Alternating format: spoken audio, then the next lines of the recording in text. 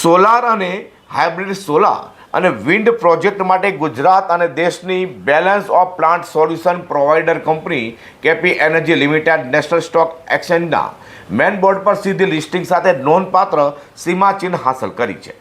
આ પ્રસંગે KP energy માટે મુખ્ય સીમાચિહ્ન રૂપ છે, કારણ કે તેમની કંપની સસ્ટેનેબલ ડેવલપમેન્ટે આગળ ધપાવવા અને ભારતની રિન્યુએબલ એનર્જી રિવોલ્યુશન કેન્દ્રીય ભૂમિકા ભજવવા માટે એક મોટો મંચ પર પદાર્પણ કરે છે, જેનું આજે લોન્ચિંગ કરવામાં આવ્યું હતું। સુરતમાં સરસાણા ખાતે આવેલા સાઉથ ગુજરાત ચેમ્બર ઓફ કોમર્સના પ્લેટિનમ હોલમાં આયોજિત લિસ્ટિંગ સમારોહમાં મુખ્ય સ્ટોક હોલ્ડર્સ, ઉદ્યોગ જગતના અગ્રણીઓ અને રોકાણકારોની ઉપસ્થિતિ ભારતના રિન્યુએબલ એનર્જી સેક્ટરમાં કંપનીની સ્થિતિ મજબૂત હોવાની સાબિતી આપી છે।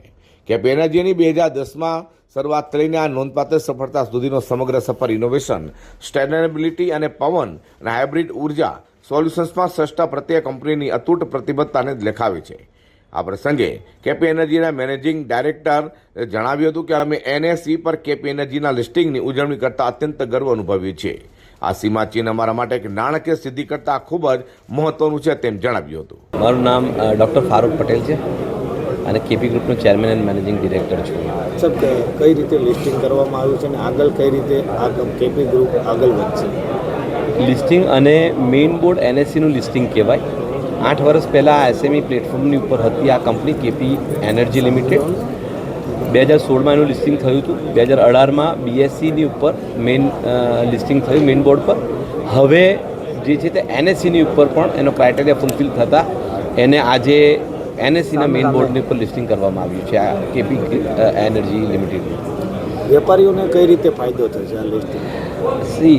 સૌથી વધારે જ્યારે વિઝ્યુલાઇઝેશન જે હોય છે એ વિઝ્યુલાઇઝેશન એનએસસીની ઉપર હોય છે કે નેશનલ સ્ટોક એક્સચેન્જ પર, જેના કારણે તમે જે ફિલ્ડમાં છો રિન્યુએબલ એનર્જીનું ગ્રોઈંગ માર્કેટ છે અને અમારી કંપની એ ઇન્ડિયાની બીઓપીના બેસ્ટ સોલ્યુશનની કંપની છે। અત્યાર સુધી બીએસસી પર હતી, હવે એનએસસી પર જવાથી ઘણા બધા ઇન્વેસ્ટરોને એનાથી વિઝ્યુલાઇઝેશન મળશે અને ઘણું બધું ટર્નઓવરનો પણ ફાયદો મળશે।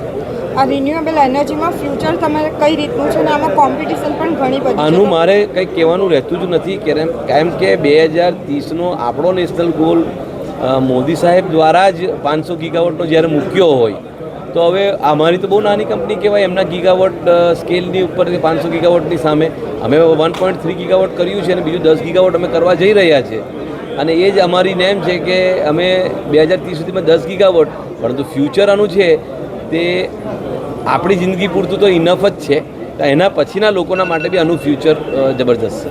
એનએસઈ પર કેપી એનર્જીનું આ લિસ્ટિંગ કંપનીની ઝડપી વૃદ્ધિને અનુરૂપ છે। કંપની H1FY25 માટે 43.1 કરોડનો પ્રોફિટ આફ્ટર ટેક્સ એટલે કે પીએટી નોંધાવ્યો છે। Bureau report G10 news.